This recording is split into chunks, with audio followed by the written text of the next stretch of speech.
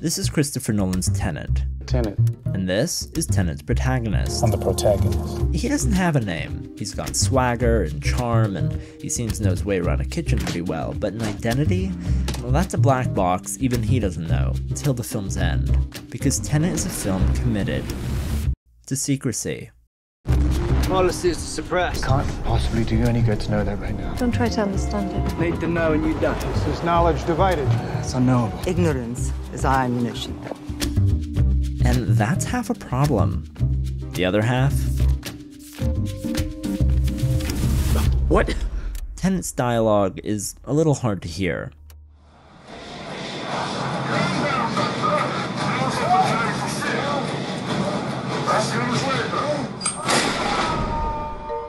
You might have heard this before. It's Bane's original dialogue recording from The Dark Knight Rises before being redubbed and remixed for the final film.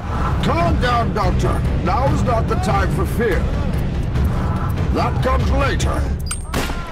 This use of ADR is extremely rare for Nolan, who prefers the authenticity of production sound, but that also means that every sound on set, like wind and the camera, compete directly with dialogue when the film is being mixed. And that's one of the reasons the characters in Interstellar are notoriously difficult to hear. But it isn't the only reason. Nolan himself has claimed that Interstellar's many dialogue-heavy scenes being overpowered by environment and score was intentional. He encourages viewers to think of dialogue as a kind of sound effect, blending in with the atmosphere, or in other words, Don't try to understand it. Feel it. regarding the question of Tenet sound specifically, some sound designers have suggested that this phenomenon is the consequence of new technology that's granting people like Nolan and his engineers vast suites to edit every minute detail of a soundscape. In this process, dialogue can lose priority, mixed low in a thick wash of what sound mixer Matthew Price referred to as track overload. But why does this matter?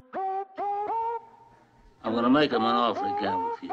We know dialogue doesn't need to be articulate to still make a cinematic or emotional impact, or abundant to make us feel connected to a world, its characters, or its events. Except that maybe for Nolan, it does. Nolan's dialogue plays a very important role in his films. As a vehicle, it's used to deliver vast amounts of complex information to us, his audience, and it does this with the help of a guide. Elliot Page's Ariadne, for instance, in 2010's Inception, is our connection into a convoluted reality of dreams within dreams within dreams. She is our guide, an audience surrogate intelligent enough to process and then extrapolate from the information she receives about the world and its logic and its rules, but new enough to it to ask for answers to questions we would have. By the way, these kinds of expository conversations often associated with Nolan are particularly prevalent in the movies Nolan wrote without a writing partner. But while Ariadne serves a role that's distinct from Inception's central character, Cobb, Tenet's protagonist fills both roles. He's at once the lightning rod for the majority of the film's exposition, and the primary driving force of the film's action. And as with past films, Nolan chooses to accommodate both these key functions through dialogue. I need an assist to Mumbai. I need to get to Sanjay Singh. The Mumbai break-in? That doesn't happen at random. Neither does this airport heist or this car chase. These scenes are the direct consequence of information provided to the protagonist in one scene, followed by a verbal choice made by the protagonist to then act on that information in the next scene. Problem is, when Nolan's dialogue gets masked, at times literally, behind sound design that takes a key to decipher, our connection as an audience to vital information and to characters' decision-making gets locked away within it. As a result, events seem to unfold like a roller coaster, seemingly without cause or effect, just spectacle. It's not that there is no story, even if it sometimes seems that way. There is. It's just buried in the mix. But Tenet's preoccupation with obscuring information has implications beyond our connection to world and plot. It can affect the way we connect emotionally with character, and this is where the protagonist's lack of an identity comes in. I was thinking a lot of Sergio Leone westerns, like with Clint Eastwood as the man with no name. I really wanted to tap into that kind of great tradition of the anonymous protagonist.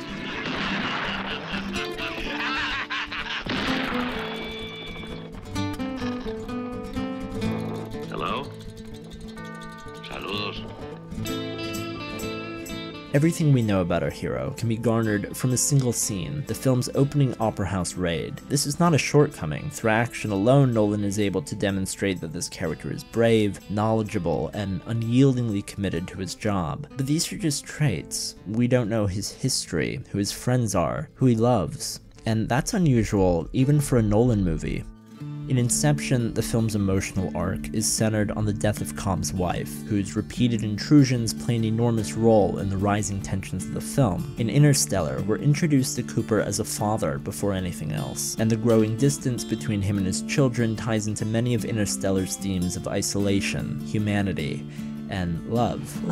Albeit clumsily at times. Even Memento, a film in which information about the protagonist is similarly withheld, manages to provide an emotional through line. Leonard's goal isn't nebulous, his search for his wife's killer is tangible and deeply empathetic. Tenet's hero isn't given an emotional anchor. His individuality lies solely in his role as an operative, the de facto savior of the world. The protagonist. I think there's something, for me, there's something really compelling about jumping into a story and being told essentially to concentrate on the here and now. And so deliberately not naming him, not including any of that information about how he might have arrived there. Hopefully it draws attention to that idea and keeps people really focused on the here and now. So does it? Or does leaving answers to these kinds of mysteries for the film's end sever a connection between what we see and what we feel up until that point? What do you think? If you think it does, then Nolan might have a solution to help with some of those sound mix issues too. Watch it again. Like a temporal pincer operation, go through the movie a second time, knowing what you didn't know then, and it's a fundamentally different experience. Thanks to a recontextualization of events, the film's dialogue and ideas and relationships become exceedingly easier to extract, to understand, and to connect with. Admittedly, seeing Tenet twice might have been a lot for Nolan to ask when insisting that the film be released in theaters in the midst of a global pandemic, but tell me what you thought with another go, and maybe with the closed captions turned on. I'm not the man they send to negotiate, but I am the man people talk to. Yeah, who's this? Ron Stallworth here.